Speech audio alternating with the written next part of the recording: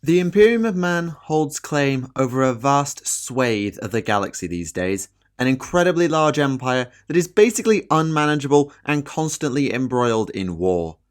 However, every empire has to have its capital, almost every race must have its home, and humanity is no different. Today, that home and capital is arguably the most sacred and heavily fortified planet in the entirety of the Materium, a place of incalculably bizarre proportions and the launching off point for humanity's attempted and arguably succeeded or maybe failed conquest of the stars. Formerly known as Earth, it is now known simply as Terra, and in this log we shall look at what we know of it and the planet surrounding it in the wider Sol system. This is Tactica Imperialis, and welcome to 40k Stories. Much of Terra's and thus humanity's ancient history has been lost by this time, perhaps unsurprisingly, given the Imperium still makes its records on parchment, despite the wealth of technology available. I believe that the species finally colonised a second planet, in this case Terra's neighbour Mars, in around M3 or so, with the rest of their system Sol being fully colonised by about M15. Many different human civilizations rose and fell in that time, perhaps unsurprisingly, but the entire time a group of humans was watching over the development of the species.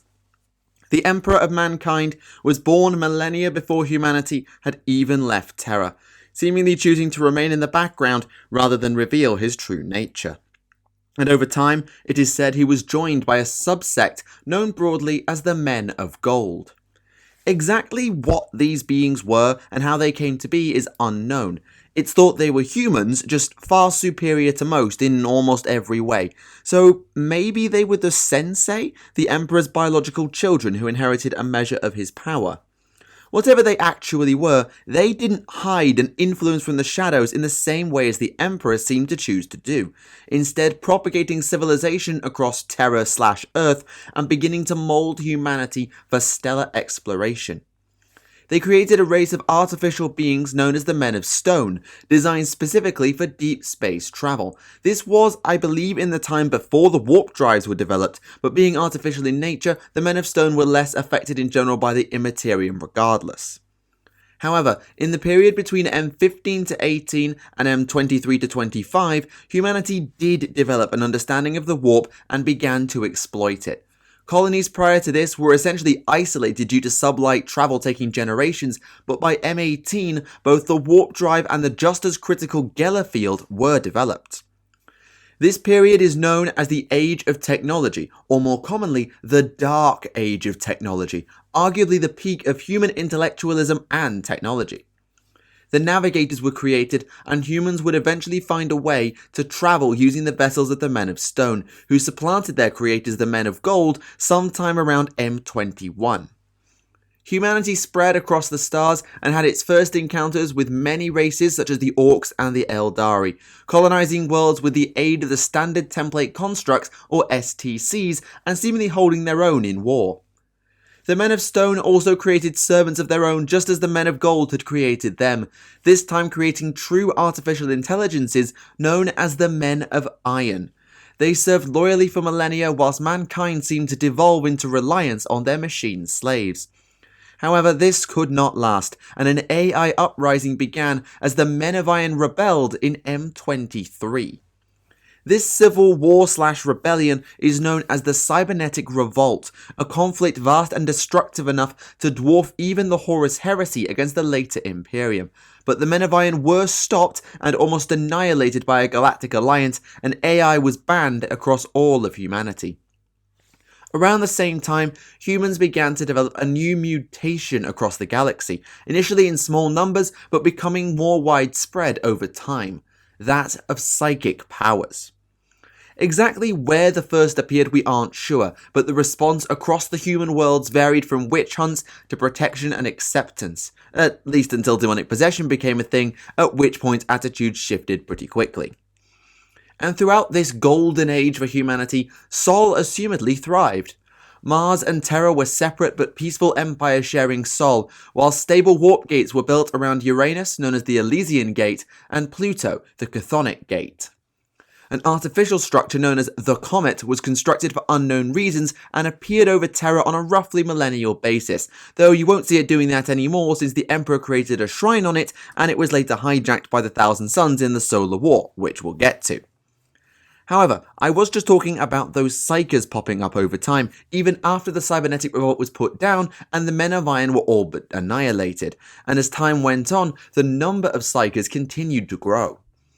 Eventually, except on those worlds where psykers were heavily suppressed, these untrained individuals became mass conduits for the Immaterium.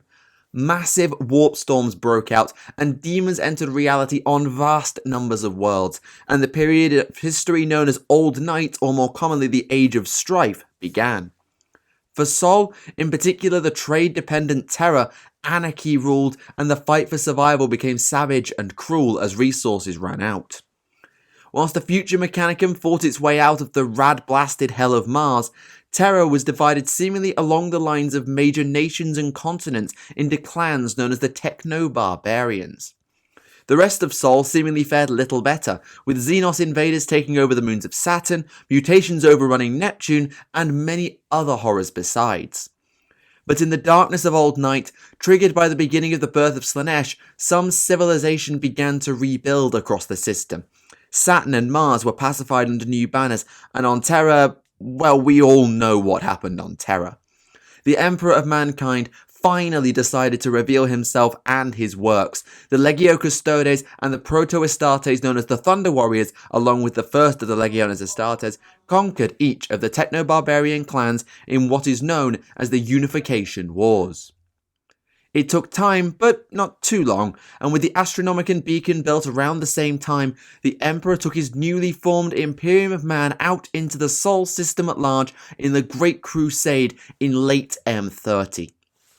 Terra's moon Luna was first, Mars was brought in via the Treaty of Olympus, Saturn's empire was integrated as well, whilst the Legiones conquered everything that wouldn't come on board quietly. And after that, once the Great Crusade got out of Sol, the home of humanity evolved in many ways. I'll cover what I can from their known histories, but it was a pretty quiet time overall, as Sol wasn't threatened for a long time. And then, well, the Horus Heresy happened. After the Imperial Civil War had roared on for several years, it came to a head in what is known as the Solar War, the invasion of Sol by traitor forces leading to the eventual siege of Terra. The Alpha Legion and the Imperial Fist clashed over Pluto and its moons, the Dark Mechanicum continued to try and escape from the Loyalist blockade of Mars, and then the vast traitor armada struck from both warp gates as well as from outside the galactic plane. The Solar War was, and I'll be blunt here, a bit of a mess. Sol had been organised into spheres of defence by the Imperial Fist Primarch Rogel Dawn, with Imperial Army and Astartes fleets in the majority, and various moons or planetoids converted into defences all of their own. The first sphere lay around Pluto, having been somewhat reorganised under the command of First Captain Sigismund after Dawn had probably slain Alpharius there in a previous battle. The Sons of Horus under Mournival member Horus Aximand followed in traitor human ships, using quickly elevated newborns to infect and corrupt the nearby moons with scrap code.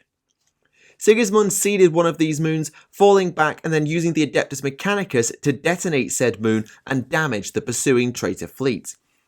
Aximand was, however, able to drive off the counterattacking loyalists by boarding Sigismund's own flagship, and dueling him to the point that the Imperial Fist, one of the most renowned duelists in the Legiones Astartes, who, lest we forget, had pretty much duelled Angron to a standstill, was forced to retreat, though he did take Aximand's hand. After several days, the first sphere fell, but around the same time, the second sphere, under Uranus, was under attack from the Elysian Gate.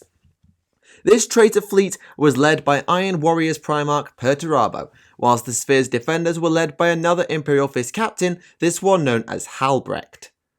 Though the Loyalists got off to a solid start, relying on range and giant space minefields to keep the Iron Warriors and co at bay, the use of screening ships and the introduction of a Space Hulk helped to swing things in the second sphere too.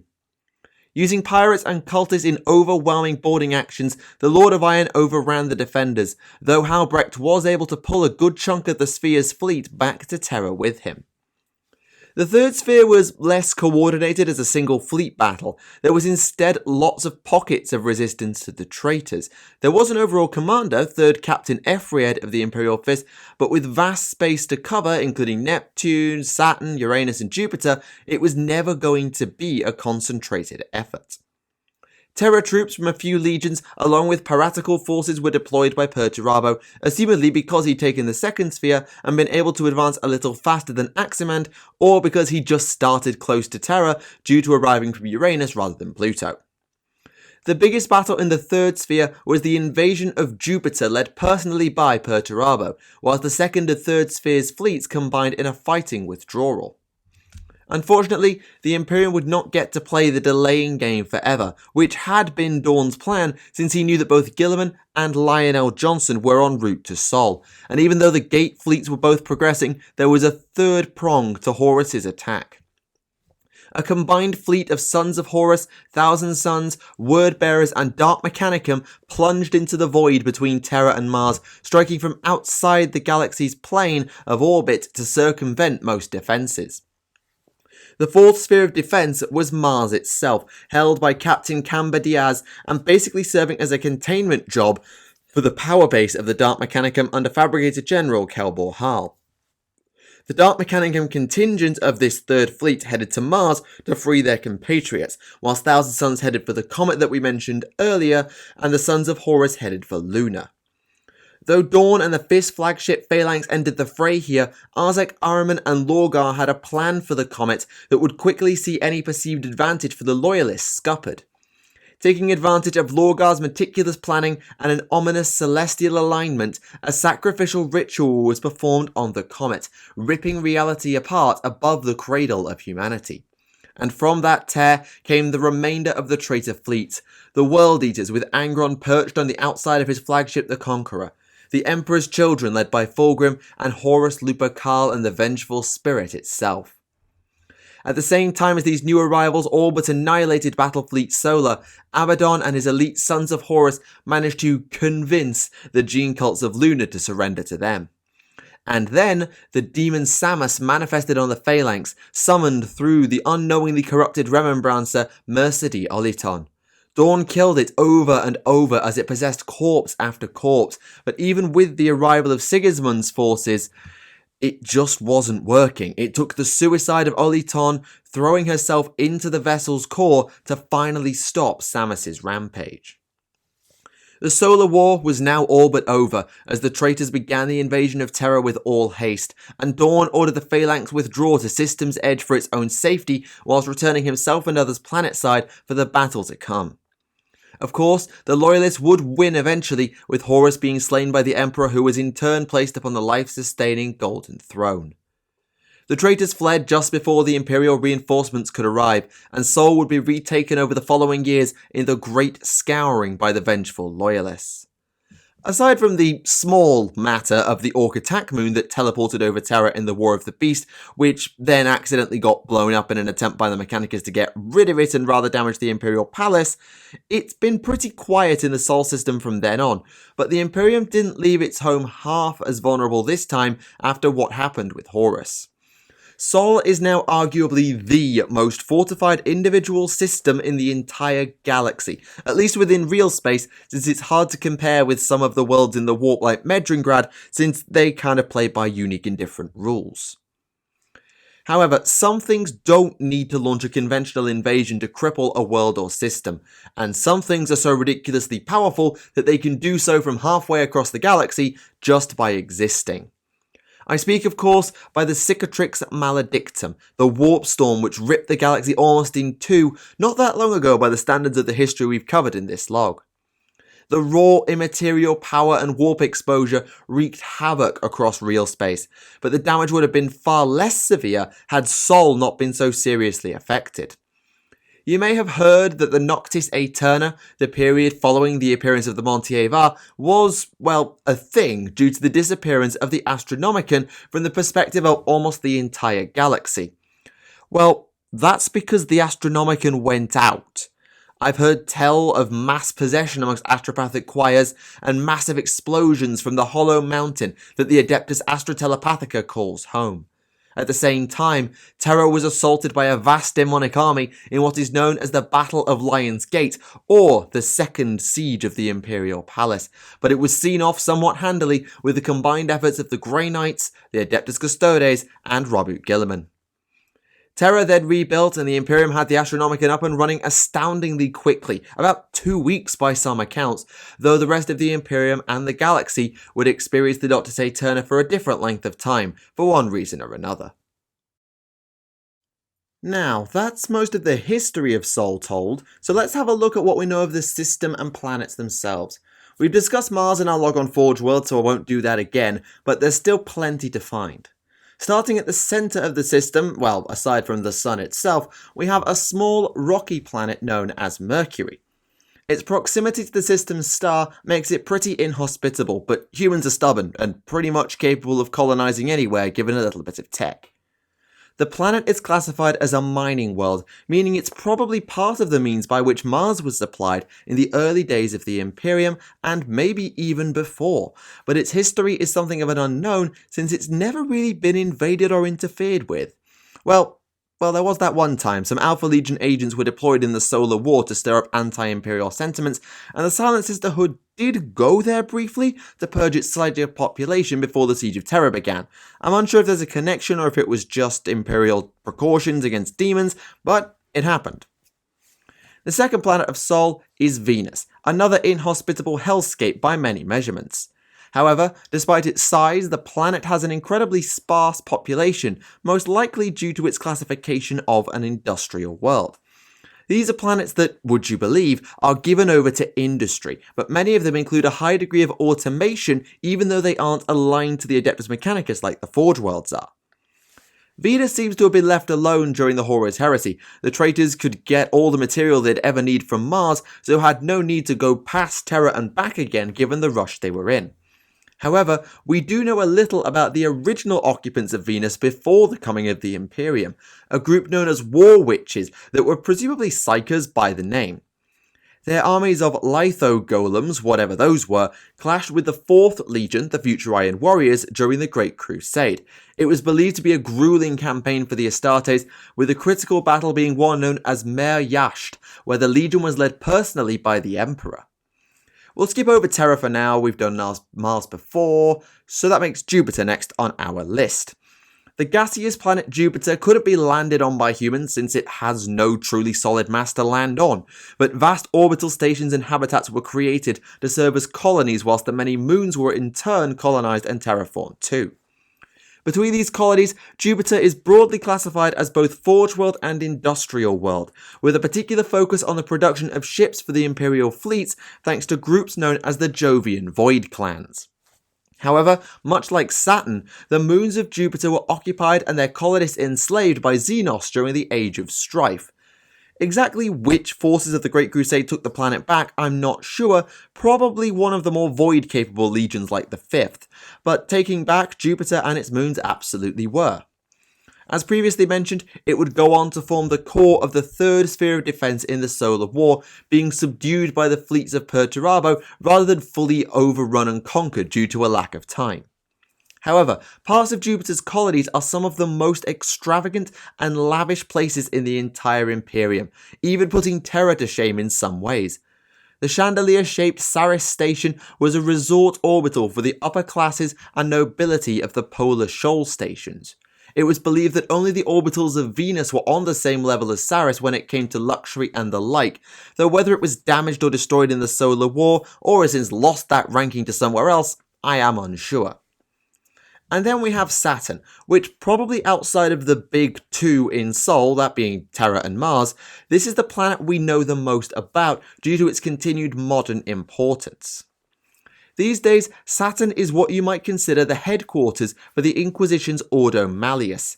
Many Lord Inquisitors have estates on the moon of Enceladus. The moon Tethys is effectively a demonically infested death world and possible home of the Librarian Demonicum, and it's a vast library of things, all things chaos related, if you can get through the demons. Another moon, called Mimas, is a prison world for the organization with psychically warded cells, since psychers lead to demons, it all adds up. And of course, the most famous moon of Titan is also the largest, I believe. Titan, the homeworld of the Grey Knights Astartes that serve as the Ordo's chamber militant. Titan is itself supplied by its own personal forge world, but rather than establish a new one from an as yet untapped moon, the decision was taken instead to move the Martian moon of Deimos, which was already set up to orbit Titan. However, there was a time before the Inquisition and before the Emperor when Saturn lay in hands both human and otherwise. During the Age of Strife, many moons fell to Xenos as mentioned already, but overall rulership of the rings of Saturn lay with the human empire known as the Saturnine Ordo. They would willingly sign on with the Imperium when the Great Crusade reached Saturn, but their military known as the Saturnine Fleet wasn't disbanded or dispersed, and instead maintained their own traditions within the Imperialis Auxilia. Though set to be formally disbanded for integration into the Navy, at least one original Saturnine vessel and its captain was still around in the Horus Heresy. It played a key role in preventing the fall of Ultramarines' homeworld Macragge to the Word-Bearers, though it was lost in the process.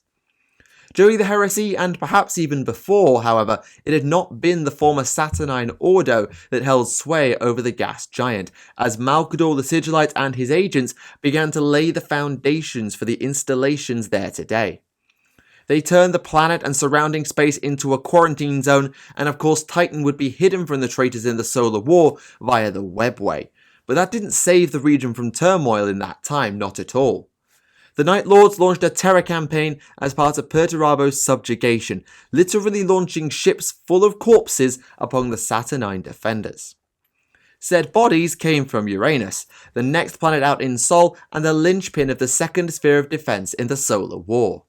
The planet itself was never colonized, it's far too inhospitable for that, but it was ringed with habitats and orbital colonies like many other worlds in Sol.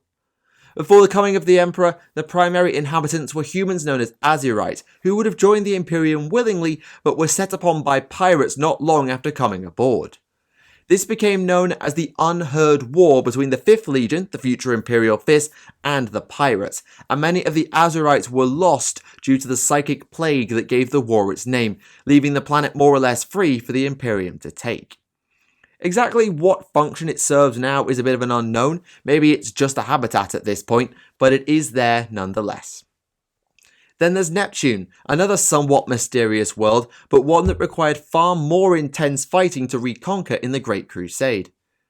The Age of Strife pretty much mutated the entire population of Neptune in some way or another, and when the Imperium came calling, they weren't exactly interested in the idea of joining up with the Emperor. It fell to the 9th Legion, the future Blood Angels, to take back Neptune and its moons, and it was hard going. Thousands of Astartes died in perhaps the largest loss of Space Marine life in the Great Crusade to that point, but the war was won, and Neptune was brought to compliance. More recently, a Gene Stealer cult managed to spring up on one of Neptune's moons, known as Triton. The Adeptus Custodes have dealt with it and slain the Patriarch as far as we know, but still, it happened. The same host of the Custodes, I believe the Dread Host, also travelled to the final world of Sol, the dwarf planet Pluto that mainly serves as relay station, detection system, and standing point for the Chthonic Gate, I believe. What Pluto's done in the Age of Strife or what it does in the modern times is sadly unknown to me. The history of it only really got chronicled in the Solar War, which we've already discussed. Right, I've put off talking about it long enough. Time to discuss Terra. I won't cover the Unification Wars in full, something tells me that'll require a log all unto itself sometime in the future, but this should give you an idea about the modern version of the Cradle of Humanity.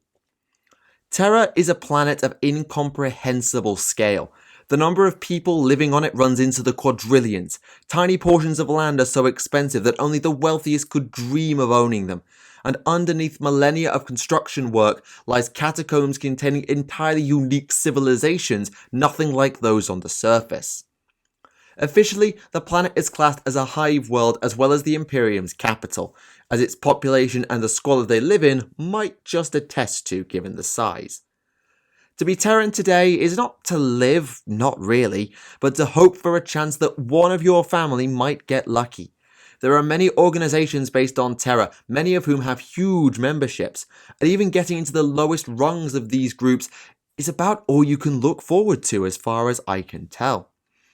With no natural resources of its own left to find, possibly no natural water left in its oceans, a polluted atmosphere shrouding vast wastelands of dust, perhaps that's no surprise that this is the best a Terran resident can hope for themselves or for their offspring. But, despite the hell that is the cradle of humanity, it is still a growing world, as Imperial pilgrims flock from across the galaxy to see their race's birthplace. Why? Simple. This is a theocratic empire.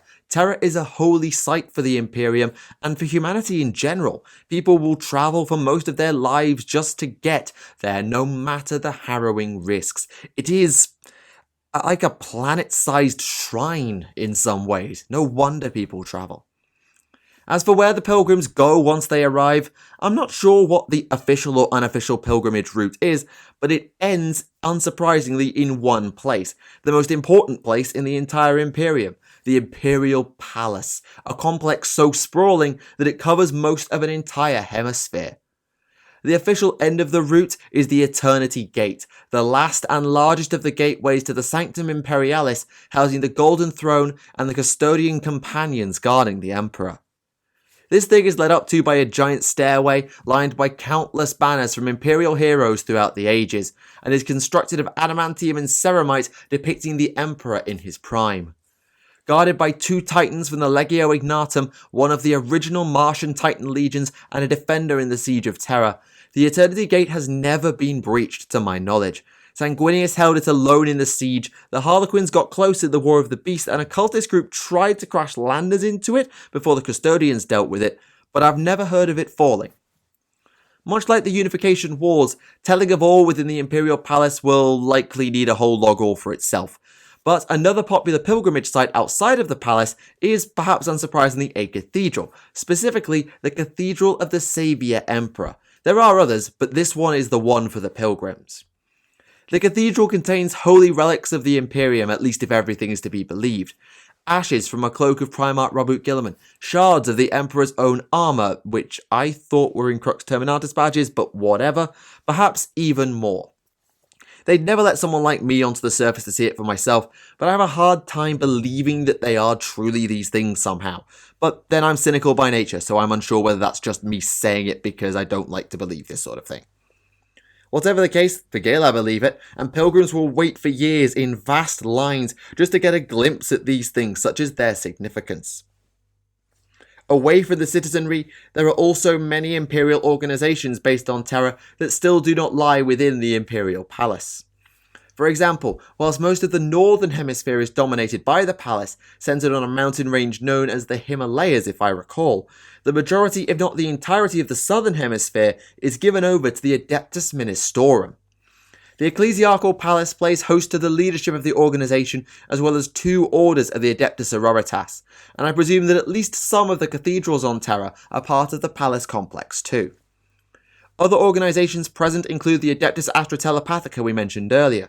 The Imperial Navy has one of its finest schools on Terra. The Officio Assassinorum are knocking around somewhere, and the Navis Nobilites apparently have an island all to themselves, though that would jar with the lack of water. Maybe this just creates like an artificial oil ocean or something to stop people getting there? Not sure. And then there's the less official but still the important stuff, like the walking industrial city that travels around on the equator, or the anti-psyker prison known as the White Mountain, believed constructed to hold Magnus the Red. I could spend a year detailing everything on Terra without even having to try, and I wouldn't even get close to done. But for the sake of everyone's sanity, most notably mine, let's move on and work our way upwards toward the planet's orbit. In the past, sometime around the Dark Age of technology, Terra's orbit contained what are known as orbital plates. These things were essentially vast floating cities that could hold millions of people at once and provide industry or defense or whatever else. Sadly, very few, if any, orbital plates remain around Terra, though I think Macragge might have had some, though maybe the Tyranids ate those, I'm not sure.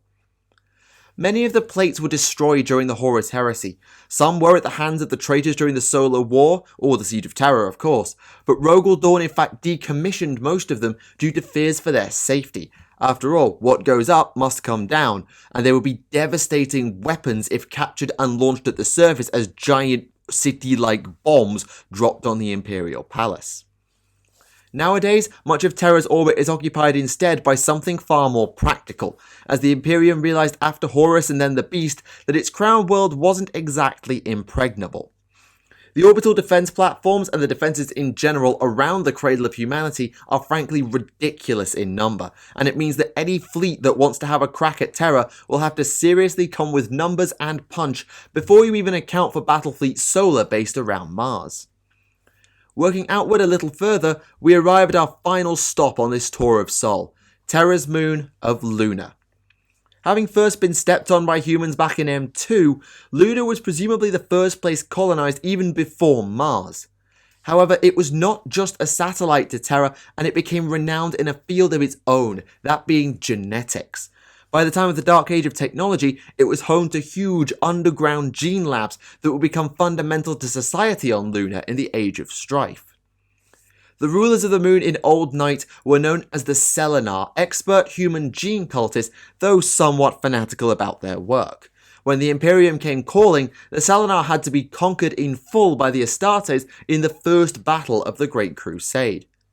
But this pacification, whilst total, didn't exactly convert the Selenar, and it's believed that the Blight, that horrific flaw that nearly wiped out the Third Legion before the return of Fulgrim, was actually a plant from the Gene Cultists as a quiet act of defiant payback. The labs of Luna were used to help mass-produce Astartes, as well as, I believe, create the Primarchs as well, and eventually the Gene Cultists were all but purged, but there was one more twist for Luna during the Solar War. The Sons of Horus under First Captain Abaddon launched a near-kamikaze assault on Luna and gained access to the labs and the few remaining Selenites under Matriarch Heliosa 7-8. This would have been fine, but the Matriarch hadn't followed orders from Dawn and in fact still held a resentful vendetta against the Imperium. Despite the fact that it was the Lunar Wolves who had actually led the pacification of Luna, she turned over the gene tech she was supposed to have destroyed to Abaddon, allowing more traitor Astartes to be produced, and possibly explaining why attrition hasn't killed off the traitor legions over the millennia. Most recently, Luna was the site of a major invasion during the Terran Crusade, as Magnus the Red and the Thousand Sons pursued Robert Gilliman and the survivors of that crusade, guided by Silandri Veilwalker. Fortunately, Luna has the Somnus Citadel, home of the Sisters of Silence, on it, and they were able to weaken Magnus enough for him to be trapped in the webway and the invasion as a whole to be driven off. And there you go, a near complete history of the Sol system according to what records remain. In terms of a timeline, this may well be the longest log I ever do aside from the Emperor, as we've covered events spanning over 40,000 years in a story that is still being written today. With the Cicatrix Maledictum now a thing, but with the Primarch returned, will this be a second Dark or Golden Age for Sol, Terra, and the Imperium? Who knows, but learning where a species came from and how its first homes have evolved is always an interesting investigation. For now though, we must move on.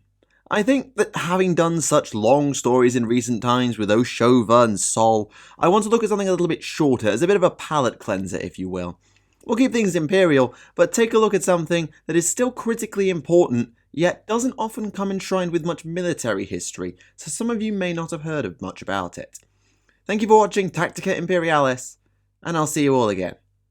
Goodbye.